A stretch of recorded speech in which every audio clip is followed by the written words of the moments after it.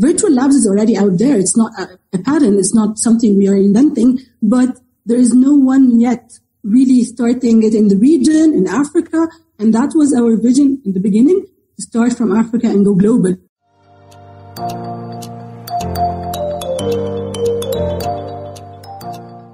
Hello and welcome to the guest segment on Africa Business Radio. I am Chukunonso Modi.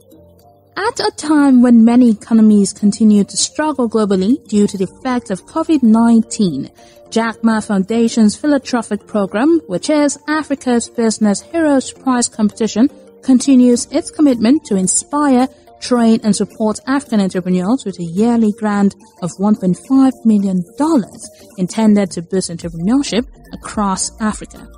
Now we have someone who has benefited from this competition and is making waves. Now she's going to talk about not just the ABH Prize competition, which is happening again this year, but also her innovation and how it has benefited the African market and changed lives. She is the founder, PraxiLabs, winner of the Africa's Business Heroes Prize Competition 2021, ABH Local Community Lead for North Africa, and is currently managing PraxiLabs with an amazing team who have the same vision as she does, which is her belief in adopting technology for improving education and enabling equal opportunities. She is Khadija Mohamed Elbedweihy.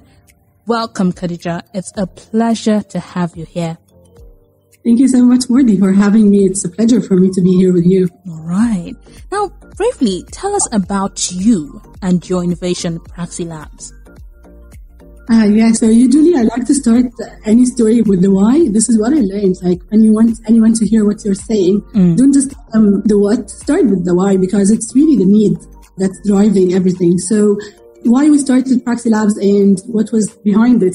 It's back then when I was studying my PhD in the UK.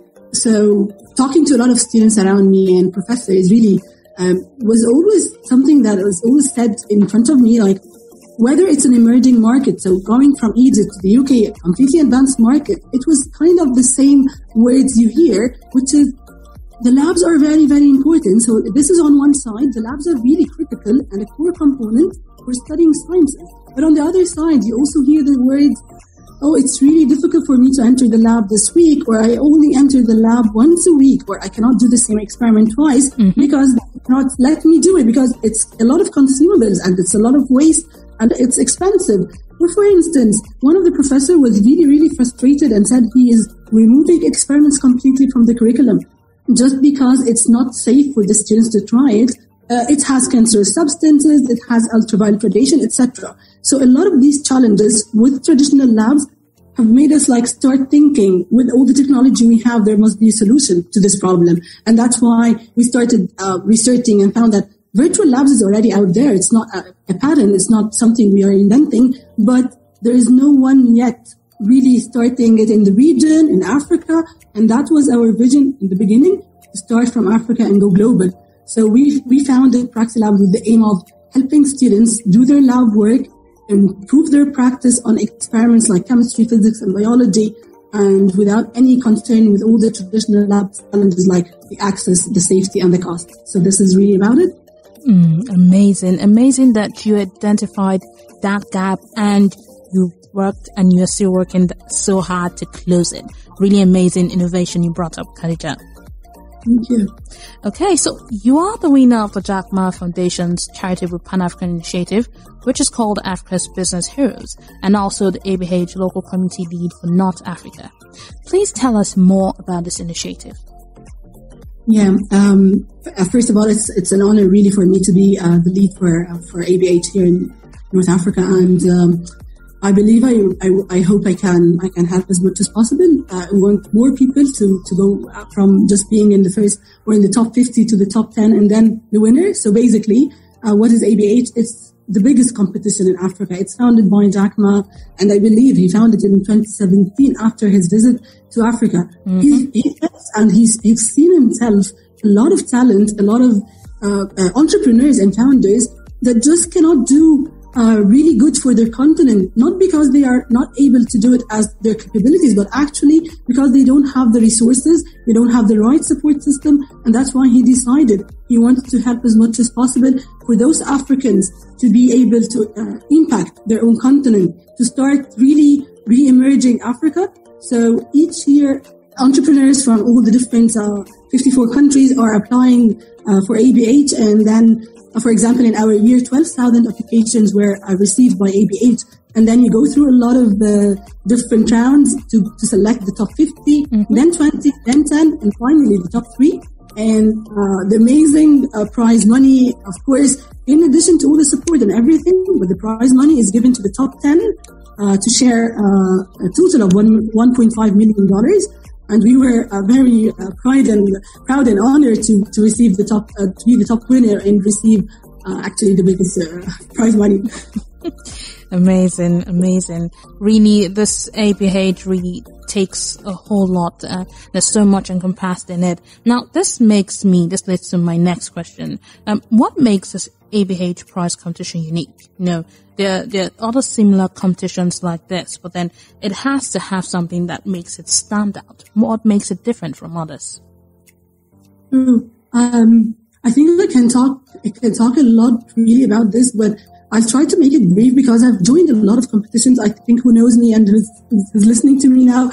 But I'm very selective. I'm kind of very picky, but the thing is, you join competitions for several reasons, but maybe the top reason for a lot of startups and entrepreneurs is mentoring. So you want to be mentored, especially if you are, for example, having weakness in specific areas. So you want to be mentored.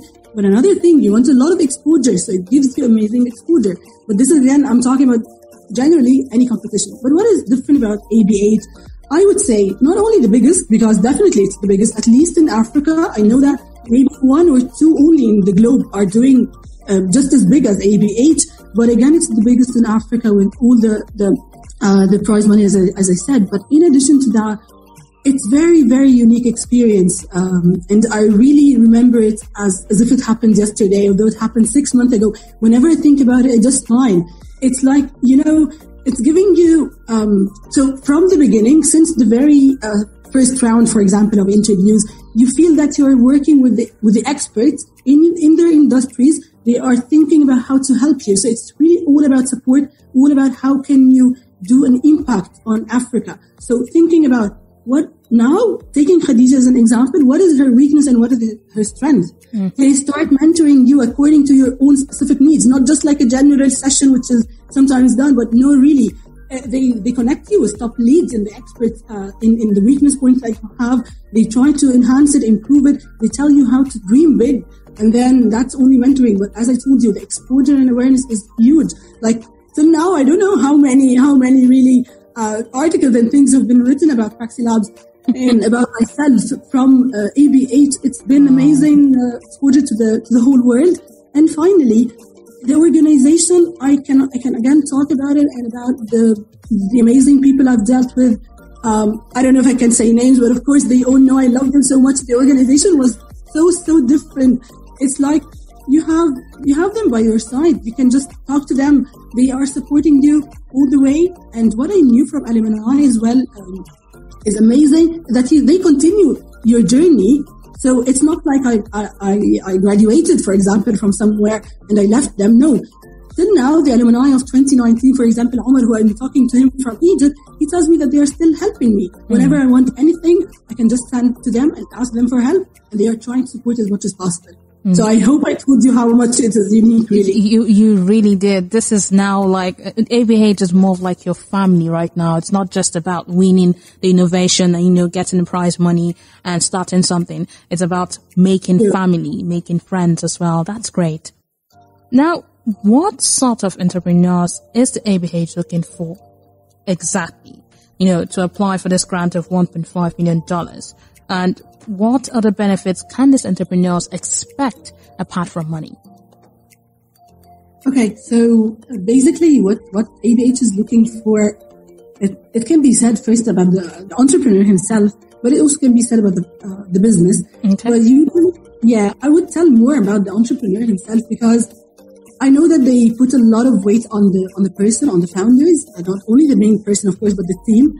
But definitely then we can talk about the impact of the business. So starting from the person, they really need someone who would never give up. So I would say that persistence and commitment and really believing in what they are doing. They feel your passion. So one of the judges once told me, and I think maybe the semifinals, I feel that you are jumping from the camera, from your voice and from your passion when you're talking about it. So they want people who believe in what they are doing. It's not just like, it's a problem and I'm solving it. That's it. So you need to let them feel that you believe in the problem or in the purpose you are doing.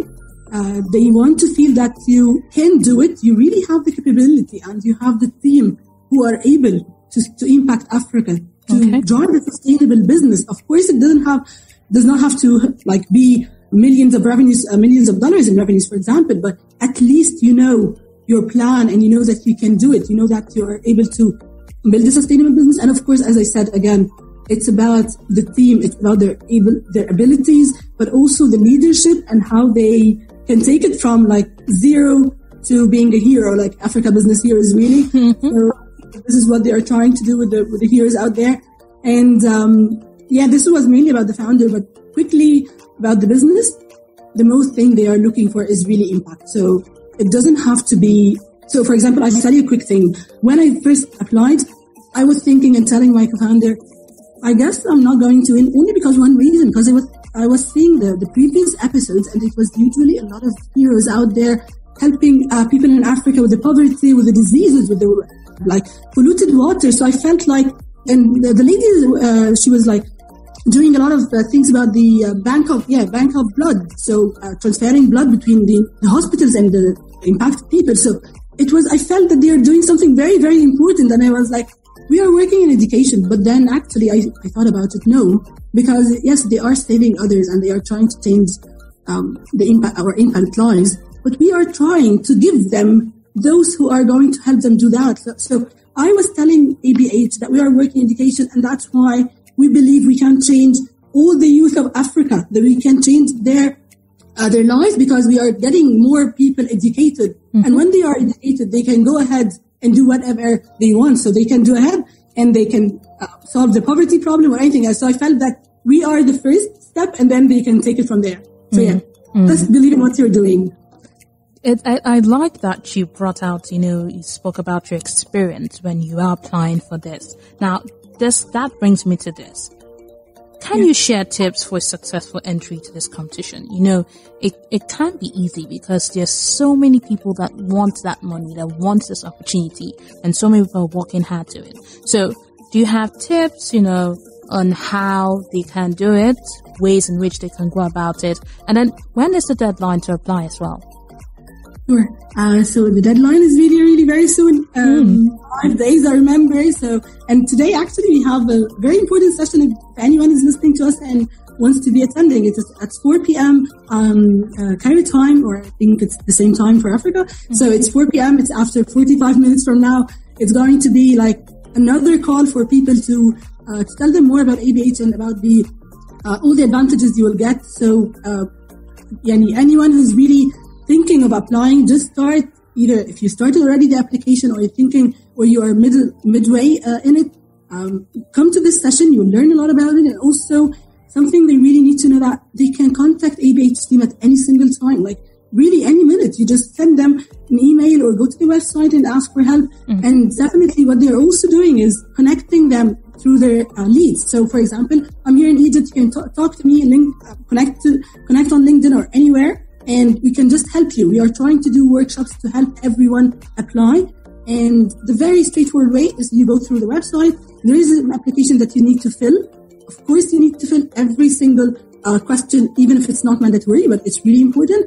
And you really would have this impact. For example, I'm changing lives. Why you're doing that? Because 1, 2, 3. It's not just words. Mm-hmm. It's something that you're really doing today, or even in the future. It doesn't have to be exactly now, but in the next 3 years, this is going to be my impact in Africa. So focus so much on your impact.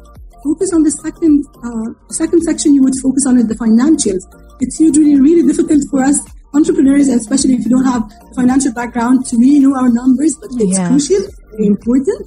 Definitely try to get, even if you need help from your CFO or from an advisor, just make it right. And please try to know your numbers really well before any session in like a judging session, because you will be asked about every single number there. You cannot just put data that you're not sure about really, because this was like, okay, I remember I put that in the application, but do I really understand it? So you really need to understand whatever you put, because they will have it by like in front of them and they will start asking. So try to make sure you understand your financials and make it sound and concrete and clear.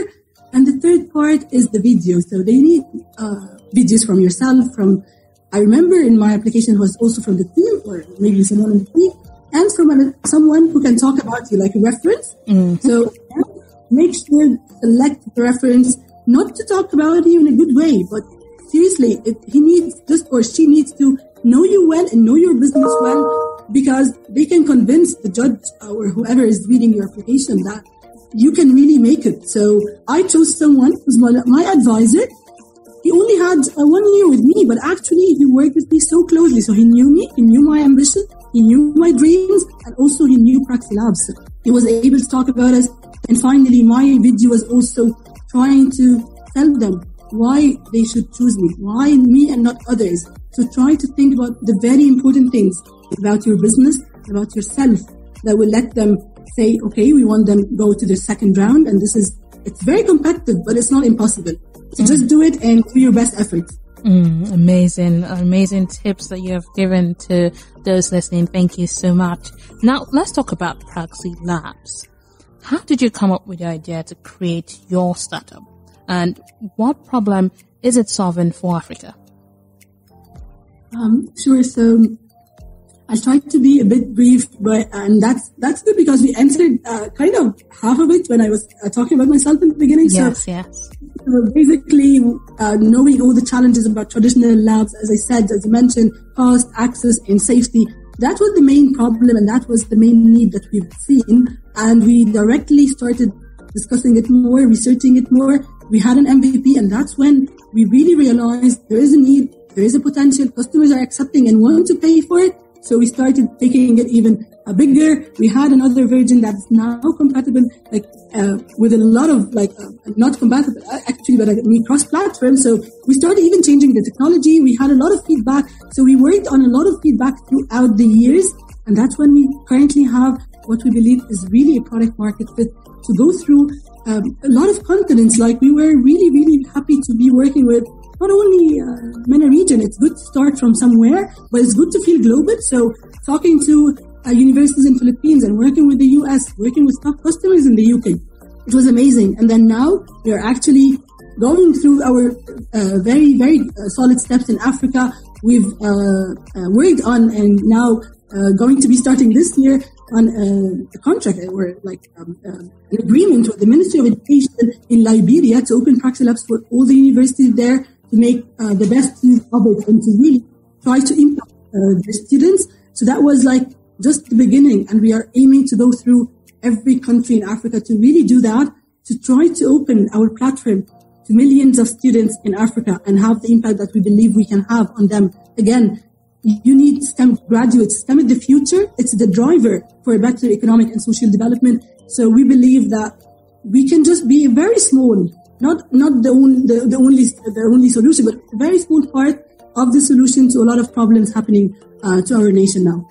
Amazing what PraxiLab is doing, and I see that currently you're even still upgrading to be a better fit for the African market. Tell us about that. How is that like?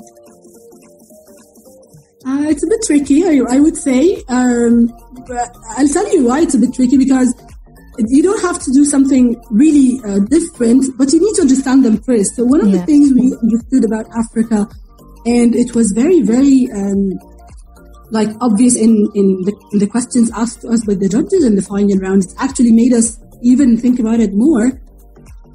They were like, okay, do you think that you can work in Africa, but you need internet, you need a laptop, because our solution needs a laptop and it needs internet.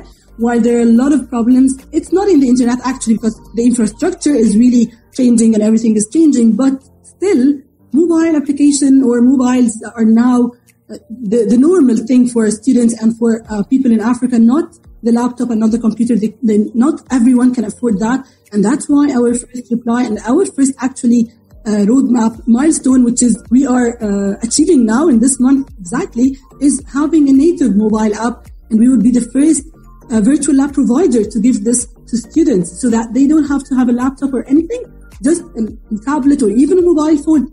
You can go there, you can start experimenting, and you can start doing your lab work. So this was just our first step for Africa.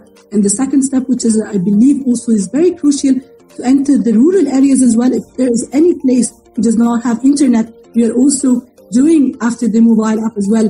Before the beginning of the academic year, we are also launching our offline app, which is then the students will just have to download or to have the experiment at the very beginning, just as any application you have on your phone. Start downloading everything just once, and then you can use the applications whatever times or at any time you need without having an internet connection. I believe these are very, very crucial to enter the African market, and it will have an amazing impact. Yes, I definitely agree with you that it's really crucial, so you can't fit into the African market. Now, going back to the ABH prize competition, why do you think the Africa Business Heroes judges chose you and PraxiLabs to win the final ABH round?